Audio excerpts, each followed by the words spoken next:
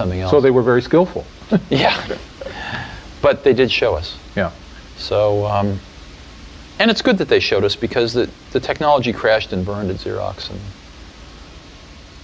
they used to call the, what's that? No, I was just... Why? Yeah, why? Oh, I actually thought a lot about that, and I learned more about that with John Scully later on, and I think I understand it now pretty well. What happens is, like with John Scully, John came from PepsiCo, and they at most would change their product, once every 10 years. I mean, to them, a new product was like a new size bottle, right? So if you were a product person, you couldn't change the course of that company very much. So who influenced the success of PepsiCo? The sales and marketing people. Therefore, they were the ones that got promoted, and therefore they were the ones that ran the company.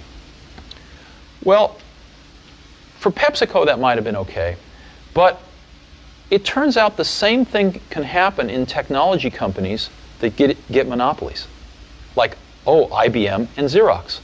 If you were a product person at IBM or Xerox, so you make a better copy or a better computer.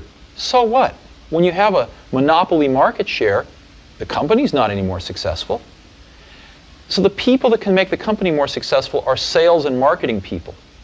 And they end up running the companies. And the product people get driven out of the decision-making forums. And the companies forget what it means to make great products. Sort of the product sensibility and the product genius that brought them to that monopolistic position gets rotted out by people running these companies who have no conception of a good product versus a bad product.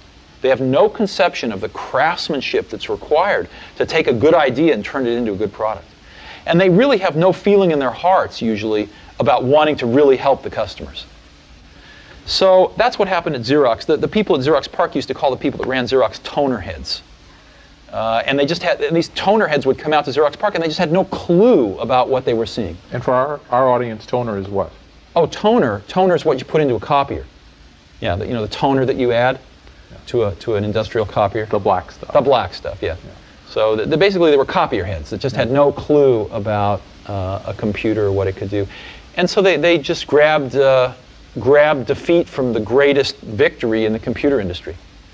Xerox could have owned the entire computer industry today. Could have been, a company 10 times its size. Could have been IBM. Could have been the IBM of the 90s. Could have been the Microsoft of the 90s.